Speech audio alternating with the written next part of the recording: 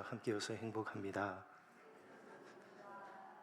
우리는 종교 개혁의 결과로 출발되어진 개혁교회의 전통을 따라서 개신교회가 남긴 위대한 신앙의 유산들 가운데 하나로 꼽히는 하이델베르크 교리문답서를 차례대로 살펴보고 있습니다.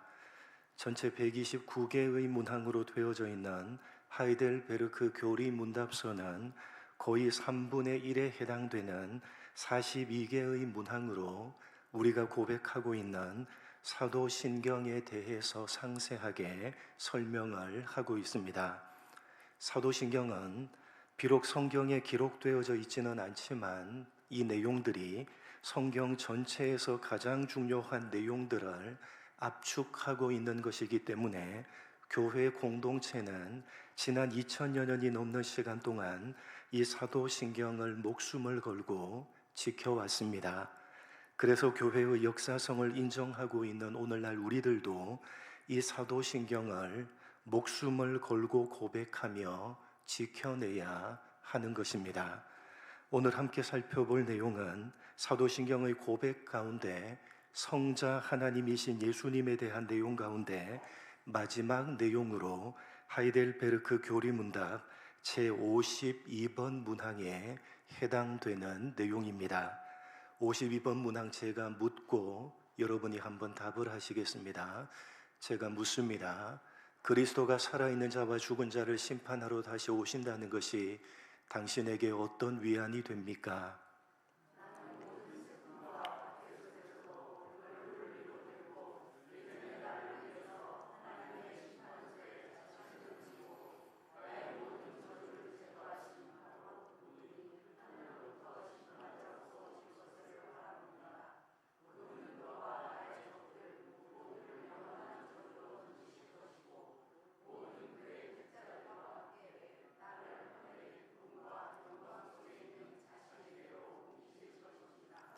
성경의 가르침에 따르면 셋째 하늘로 승천하신 우리 주님께서는 하나님의 보좌 우편에 앉아 계시다가 이 세상에 다시 오실 것인데, 다시 오시는 그때는 세상을 심판하기 위해서 오실 것이라고 가르치고 있습니다.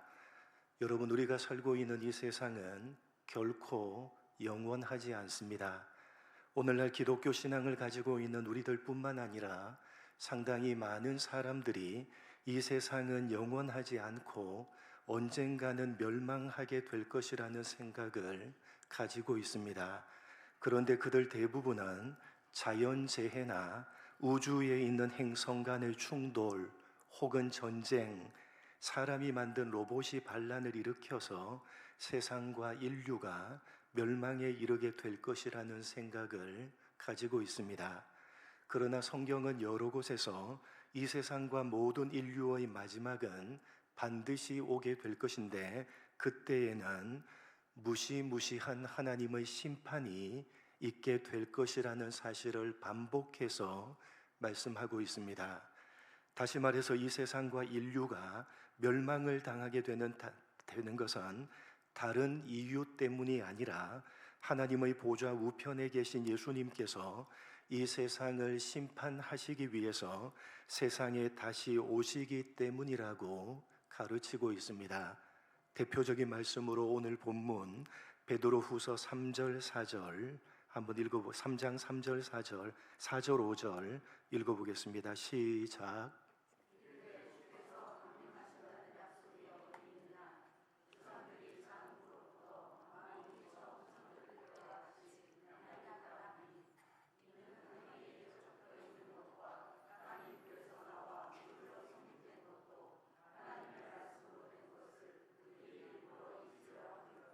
(1) 세기 당시의 교회 안에서는 거짓 교사들이 일어나서 4절의 말씀에서 보는 바와 같이 예수님이 다시 오신다는 약속이 도대체 어디에 있느냐라고 하면서 이 세상 만물은 처음 창조할 때와 같이 그냥 그대로 있는 것이라고 가르쳤습니다. 예수님의 재림은 일어날 수가 없는 일이고 이 세상의 심판 또한 전혀 일어나지도 일어날 수도 없는 일이라고 거짓된 가르침을 베풀었던 것입니다. 그래서 5절에서 보는 바와 같이 베드로 사도는 지금 너희가 보고 있는 이 세상도 물에서 나와 물로 성립한 것, 즉 노아의 홍수로 인해서 한 번 심판을 받고 다시 시작된 세상이라고 말하면서 계속해서 베드로는 주님께서 이 세상을 심판하시려고 다시 오실 것이라고 강조합니다. 6절, 7절 이렇게 말씀합니다. 같이 읽겠습니다. 시작.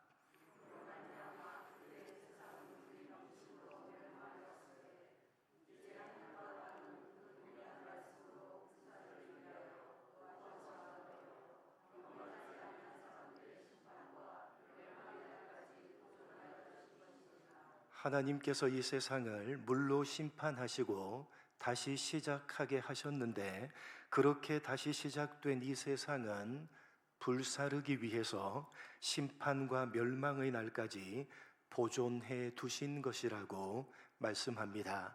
그리고 주님께서 세상을 심판하시는 그날에 대해서 베드로 사도는 이렇게 말씀합니다. 그 뒤편에 이어지는 10절입니다. 같이 읽겠습니다. 시작.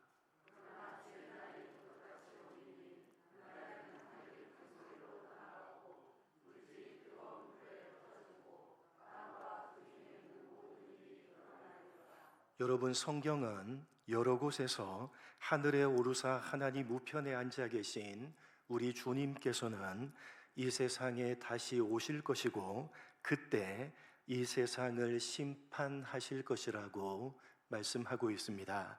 그래서 그러한 성경의 가르침에 따라서 사도신경은 우리 주님께서 저리로서 살아있는 자들과 죽은 자들을 심판하러 오실 것이라고 고백하고 있고, 그것을 하이델베르크 교리문답서는 52번 문항으로 가르치고 있는 것입니다. 먼저 우리가 정리해야 되는 것은 이 세상과 우리 인류의 마지막이 저리로서 이루어진다는 것입니다. 저리로서라는 말은 라틴어 원문으로는 인데라고 하는 단어인데 거기로부터라는 뜻입니다. 우리 주님께서 거기로부터 이 세상을 심판하려고 다시 오신다는 것입니다. 여러분, 예수님께서는 지금 어디에 계십니까? 어디에 계십니까? 하늘에 오르셔서 전능하신 하나님 우편에 앉아 계십니다. 바로 거기로부터 이 세상을 심판하기 위해서 다시 오신다는 것입니다. 지금 계신 셋째 하늘에 있는 하나님의 보좌 우편으로부터 이 세상을 심판하기 위해서 주님께서 다시 오신다는 것입니다. 마태복음 24장 30절 같이 읽겠습니다. 시작. 그때 땅의 모든 족속들이 통곡하며 그들의 인자가 구름을 타고 능력과 큰 영광으로 오는 것을 보리라. 사도행전 1장 10절 11절 같이 읽겠습니다. 올라가실 때에 제자들이 자세히 하늘을 쳐다보고 있는데 흰옷 입은 두 사람이 그들 곁에 서서 이르되 갈릴리 사람들아 어찌하여 서서 하늘을 쳐다보느냐. 너희 가운데서 하늘로 올려지신 이 예수는 하늘로 가심을 본 그대로 오시리라 하였느니라. 여러분, 우리는 예수님께서 이 세상에 처음 오실 때에 구약 성경이 말씀한 내용들이 모두 다 문자적으로 이루어졌다는 사실을 주목해야 됩니다. 예를 들자면 이사야 7장을 보시면 메시아이신 예수님에 대해서 예언하면서 처녀가 잉태하여 아들을 낳을 것이라고 했는데 실제로 예수님은 처녀인 동정녀 마리아의 몸에서 태어나십니다. 그리고 미가서 5장을 보시면 예수님께서 베들레헴에서 태어나실 것이라고 했는데 실제로 예수님은 베들레헴에서 태어나셨습니다. 또한 스가랴서 9장에서는 예수님께서 나귀를 타실 것이라고 했는데 실제로 예수님께서는 나귀를 타시고 예루살렘으로 입성하셨습니다. 뿐만 아니라 이사야 53장은 예수님께서 찔리시고 상하시고 채찍에 맞으시면서 고난을 받으실 것이라고 예언했는데 실제로 예수님은 그렇게 고난을 받으셨습니다. 이렇게 예수님께서 이 세상에 초림하실 때 성경의 모든 예언들이 문자적으로 그대로 이루어진 것은 메시아가 누구신지를 명확하게 하기 위해서입니다. 거짓된 메시아가 설 자리가 없게 하기 위해서입니다. 베들레헴에서 처녀인 동정녀의 몸에서 태어나시고 나귀를 타시고 예루살렘으로 입성하셨으며 찔리시고 상하시고 채찍에 맞으시고 고난을 받으신 분은 유일하게 예수님밖에 없습니다. 마찬가지로 예수님께서 이 세상에 다시 오실 때에도 저리로서 지금 계시는 거기로부터, 즉 셋째 하늘에 있는 하나님의 보좌 우편으로부터 이 세상에 오신다는 이 말씀도 문자적으로 그대로 이루어질 것입니다. 이 말씀에 비추어 보면 여자의 몸에서 태어나는 자는 결코 재림하시는 주님일 수가 없습니다. 여러분, 오늘날 자기가 재림 예수다라고 주장을 하는 사람들이 얼마나 많은지 모릅니다. 그러나 저리로서 라는 이 구절에 비추어 보면 모두 다 거짓입니다. 오늘날 자신이 재림 예수다라고 주장하는 모든 사람들은 저리로서 거기로부터 다시 말해서 셋째 하늘로부터 세상 모든 사람들이 볼 수 있도록 이 세상에 온 것이 아니라 여자의 몸에서 언제 태어났는지도 모르게 이 세상에 온 것이기 때문에 절대로 재림 예수일 수가 없습니다. 여러분, 예수님은 올라가신 그 하늘, 셋째 하늘, 하나님 우편에 앉아 계신 바로 거기로부터 이 세상에 다시 오실 것입니다. 초림하실 때는 구약 성경에 말씀하신 그대로 동정녀의 몸을 빌어서 사람이 태어나는 방식으로 오셨지만, 그러나 재림하실 때는 저리로서 거기로부터 올라가신 그 하늘로부터 올라가심을 본 그대로 오실 것입니다. 어떤 사람들은 예수님께서 하늘로부터 내려오시면 지구가 둥글기 때문에 만약 대한민국 하늘로 내려오신다면 그 반대편인 남미 쪽에서는 볼 수가 없지 않겠느냐라고 생각을 합니다만, 그것은 공간에 매여 있는 지극히 피조물적인 생각에 불과한 것입니다. 여러분, 우리 주님께서는 성자 하나님이십니다. 창조주로서 공간을 초월하시는 분이 바로 성자 하나님이신 예수님이십니다. 그렇기 때문에 예수님께서 올라가신 그대로 구름을 타고 거기로부터, 그 하늘로부터 재림하실 때는 어떤 특정한 공간에 있는 사람만 볼 수 있는 것이 아니라 이 세상에 존재하는 모든 사람들이 볼 수 있게 오시는 것입니다. 공간을 창조하신 창조주시기 때문에 가능한 것입니다. 여러분, 우리 구주이신 예수님께서는 반드시 이 세상에 오실 것인데 하늘로 올라가셔서 지금 계시는 하나님의 보좌 우편, 거기로부터 하늘로 올라가신 그대로 오실 것이고, 이 세상 모든 사람들은 재림하시는 우리 주님을 그들의 눈으로 보게 될 것입니다.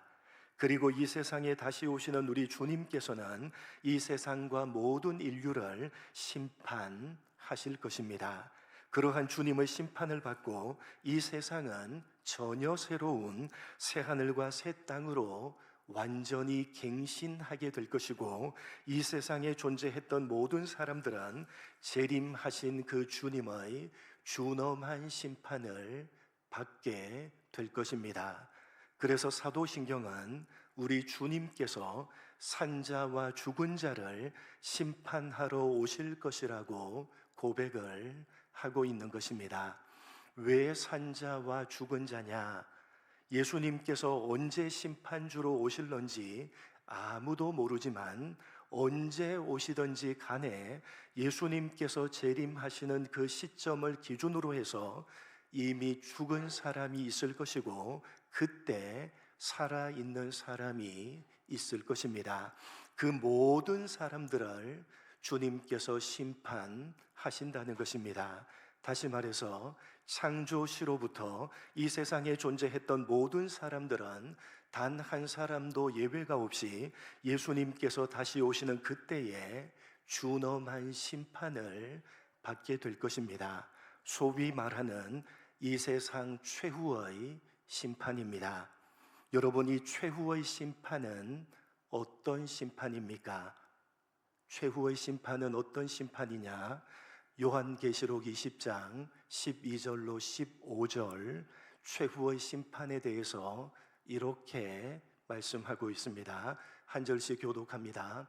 또 내가 보니 죽은 자들이 큰 자나 작은 자나 그 보좌 앞에 서 있는데 책들이 펴 있고 또 다른 책이 펴졌으니 곧 생명책이라. 죽은 자들이 자기 행위를 따라 책들에 기록된 대로 심판을 받으니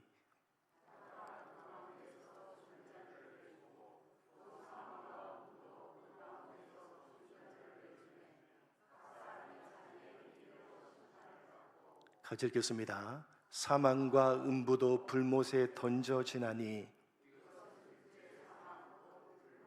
15절 같이 읽습니다. 누구든지 생명책에 기록되지 못한 자는 불못에 던져지더라. 최후의 심판, 소위 백보좌 심판입니다. 그런데 그 심판의 기준이 뭡니까? 심판의 기준이 뭡니까? 여기 12절을 보시면 이렇게 되어져 있습니다. 책들이 펴 있고 또 다른 책이 펴졌으니 곧 무슨 책이라? 생명책이라 라고 했으니까 몇 종류의 책이 있는 것입니까? 두 종류의 책이 있는 것입니다. 하나는 책들이라고 표현된 여러 권의 책이고 또 하나는 생명책입니다. 그런데 12절 후반부를 보시면 자기 행위를 따라 책들에 기록된 대로 심판을 받는다라고 되어져 있으니까 책들이란 무엇을 가리키는 거죠? 사람들의 행위가 적혀 있는 행위책들을 가리키는 것입니다. 생명책은요, 15절을 보시면 누구든지 생명책에 기록되지 못한 자는 불못에 던져진다 라고 되어져 있으니까 반대로 이해하면 생명책에 기록된 자는 불못에 던져지지 않는다. 다시 말해서 생명책에 기록된 자는 구원을 받는다는 것입니다. 그래서 생명책입니다. 이 생명책에 기록된 자는 심판을 받지 않고 구원을 받을 것입니다.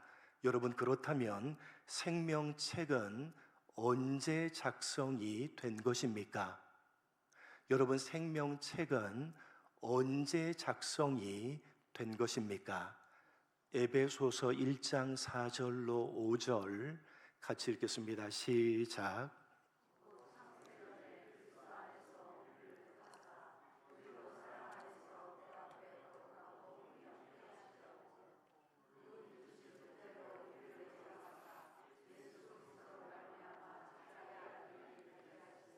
여러분, 생명책은 언제 작성이 된 책입니까?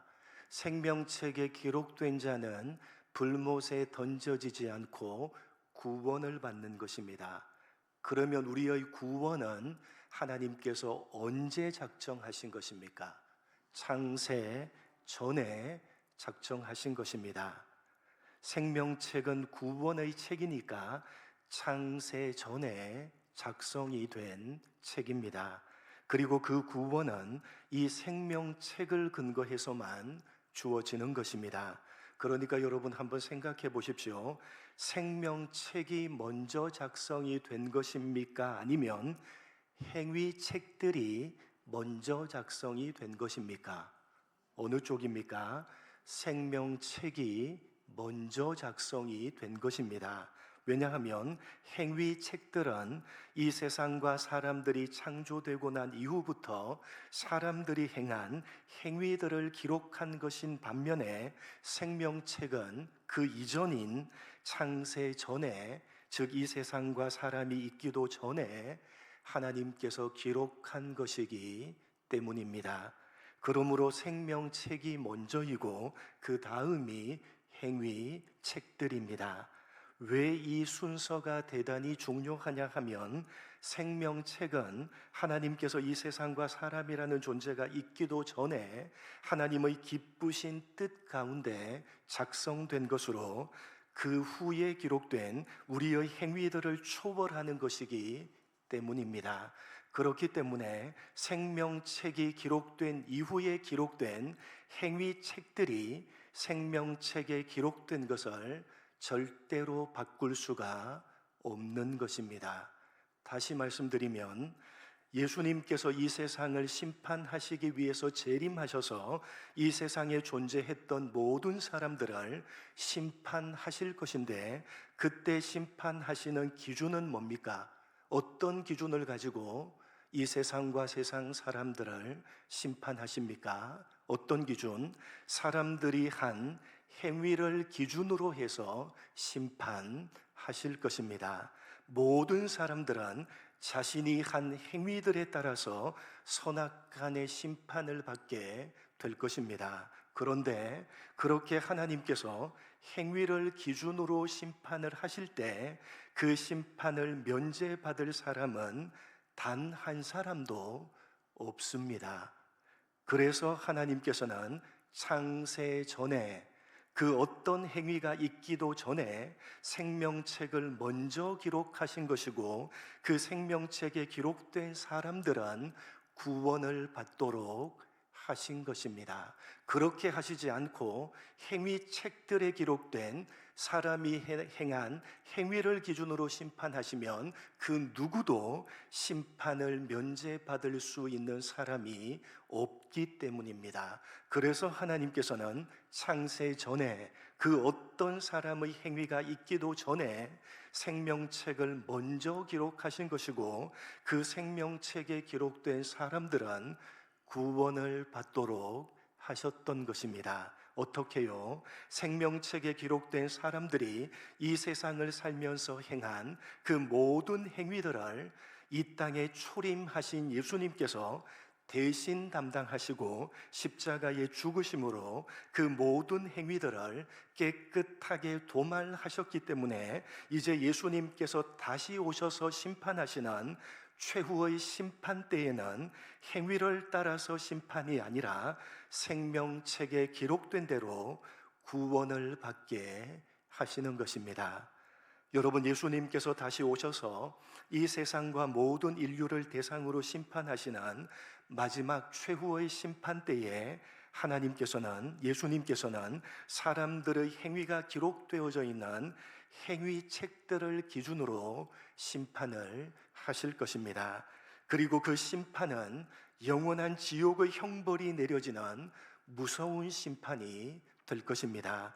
행위를 기준으로 심판을 하시기 때문에 단 한 사람도 예외가 없이 지옥의 형벌이 내려지게 될 것입니다. 그러나 모든 사람들의 행위가 기록되어져 있는 그 행위책들에는 예수를 믿는 우리들이 행한 행위들에 대한 기록은 있습니까? 없습니까?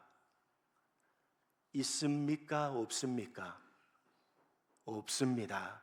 없을 것입니다. 왜냐하면 예수를 믿는 우리들은 창세전에 먼저 기록된 생명책에 기록되어져 있기 때문이고, 그래서 예수님께서 오셔서 우리들이 행한 모든 행위들을 위해서 십자가에 달리사 대신 형벌을 받으심으로 우리의 모든 행위들은 깨끗하게 도말해 버리셨기 때문입니다. 그래서 최후의 심판 때 그 행위들을 기준으로 해서 행위책들에 기록된 사람의 행위들을 기준으로 해서 준엄한 심판을 하실 것인데, 예수 믿는 생명책에 먼저 기록된 우리들의 행위는 그 행위책들에 기록되어 있지 않을 것입니다. 왜냐하면 우리의 모든 행위들에 대한 그 책임을 모두 다 누가 담당하셨기 때문에 초림하신 예수님께서 모두 담당하시고 우리의 모든 행위들을 그 행위책에서 지워버리셨기, 도말해 버리셨기 때문입니다. 그래서 예수를 믿는 우리들은 우리가 한 행위들에 따라서 심판을 받는 것이 아니라 행위책들에는 우리에 대한 그 어떤 기록도 없기 때문에 또 다른 책인 생명책을 기준으로 영원한 생명을 부여받게 되는 것입니다.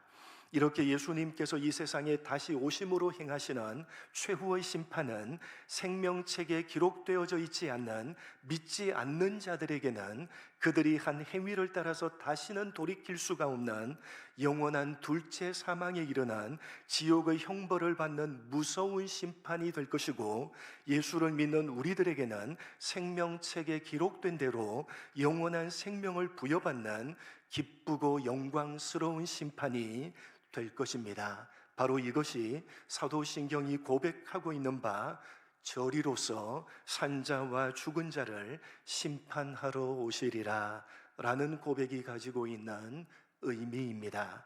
그래서 오늘 하이델베르크 교리문답 52번 문항은 예수님께서 장차 심판주로 재림하실 것이라는 이 고백에 대해서 모든 슬픔과 박해 속에서도 우리는 얼굴을 위로 들고 주님께서 하늘로부터 심판자로 오실 것을 바라본다고 하면서 장차 재림하시는 주님께서는 그와 나의 적들 모두를 영원한 저주에 던지실 것이고, 모든 그의 택자들과 함께 나를, 이 신앙 고백을 하는 나를 하늘의 기쁨과 영광 속에 있는 자신에게로 옮기실 것이라고 설명을 하고 있는 것입니다. 여러분, 우리 구주 예수님께서는 반드시 이 세상에 다시 오실 것입니다. 그리고 그때 이 세상과 이 세상에 존재했던 모든 사람들을 심판하실 것인데, 그 심판은 그 누구도 피할 수가 없는 전무후무한 이 세상 최후의 심판이 될 것입니다.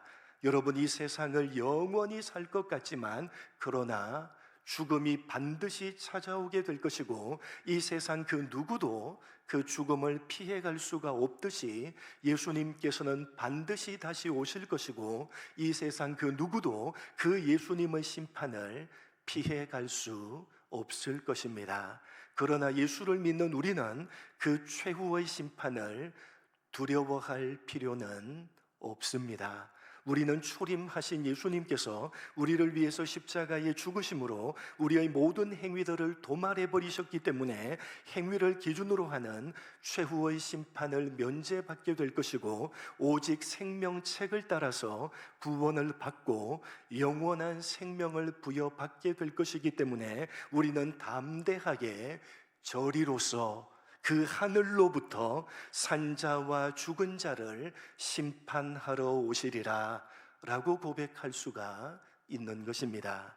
오늘 52번의 문항의 답변과도 같이 그 어떤 고난과 어려움 가운데 이 세상을 살아가고 있다 할지라도 예수를 믿는 우리들은 눈을 들어서 하늘로부터 심판주로 다시 이 땅에 오시는 우리 주님을 사모함으로 바라보면서 기다릴 수가 있는 것입니다. 여러분, 우리는 우리의 행위가 있기 전인 창세 전에 기록된 생명책에 그 이름이 기록되어져 있는 사람들입니다. 그것은 전적인 하나님의 은혜입니다. 그 은혜에 감사하는 마음으로 우리는 아멘 주 예수여 어서 오시옵소서 라고 사모하는 마음으로 예수님의 재림과 심판을 기다려야 되는 것입니다. 그렇게 사모하는 마음으로 우리 주님께서 저리로서 산자와 죽은 자를 심판하러 오실 것입니다.